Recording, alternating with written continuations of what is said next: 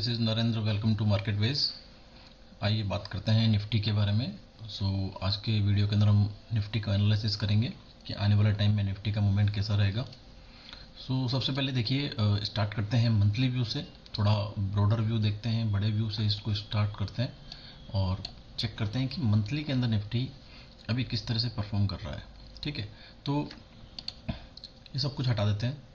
Nifty के अंदर देखिए, लास्ट अगर मेरा संडे का आपने वीडियो देखा होगा तो हमने ये डिस्कस किया था कि जब ये कैंडल बन रही थी तब तक ये वाली कैंडल फॉर्म नहीं हुई थी, ओनली ये कैंडल थी और मार्केट करीब करीब यहाँ पे था।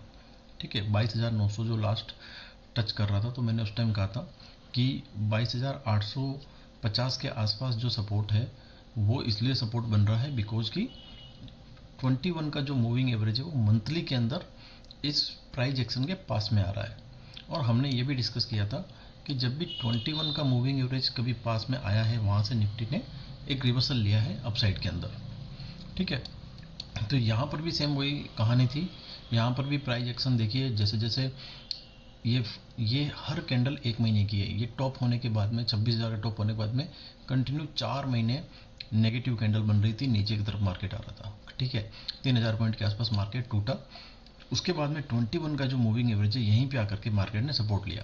और ये मैंने आपको लास्ट वीडियो के अंदर बताया भी था कि ये अगर इसको सपोर्ट को रेस्पेक्ट नहीं करता है तो फिर आने वाले टाइम में मार्केट, ये जो कैंडल बनी थी 3 जून को, ये इसका जो लो है ये फिर नेक्स्ट सपोर्ट बनेगा।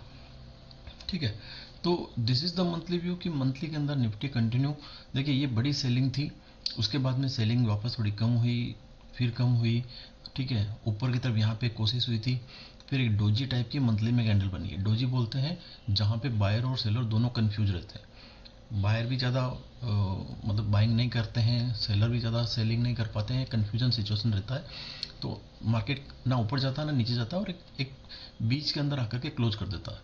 तो ऐसी कैंडल्स फॉर्म हुई है। ठीक है, और यहाँ पे एक सपोर्ट बना लिया है। तो दिस इज द मंथली की यहाँ पे मार्केट कहीं ना कहीं रुक गया है। ठीक है, अब इसको थोड़ा सा अगर अपन अभी की जो ये कैंडल फॉर्म हुई है इसको भी देखें तो यहाँ पर भी बायर एंड सेलर बहुत आर कंफ्यूज। ठीक है, मतलब एक डर का माहौल रहता है दोनों के मन में। बायर अभी थोड़ा सा बाइंग से बचते हैं कि पता नहीं मार्केट हो सकता है यहाँ से मतलब नीचे की तरफ चला जाए। सेलर भी जो है वो सेलिंग करने से डरते हैं।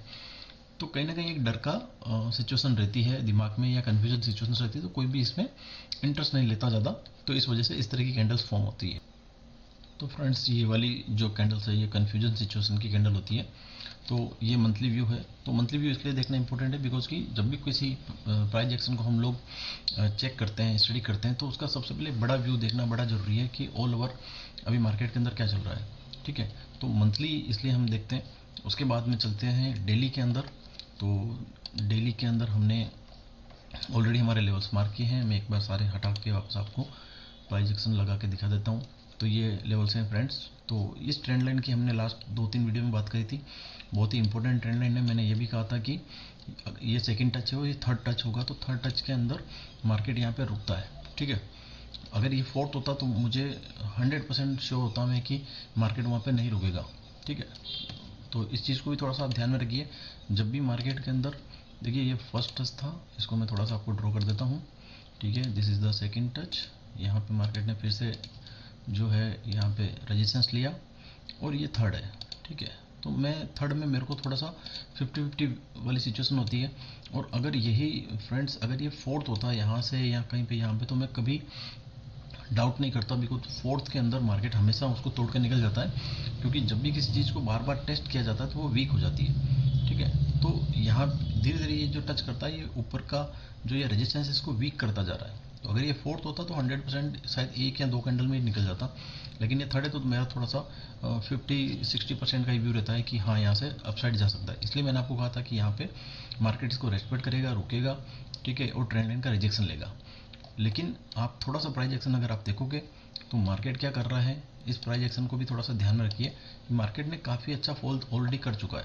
और उसके बाद में मार्केट जो है यहाँ से बजट का जो व्यू था उसको लेकर के यहाँ तक आए, एक रीटेस्ट हुआ है। रीटेस्ट मतलब कि सपोर्ट को तोड़ करके वापस मार्केट नीचे गया था।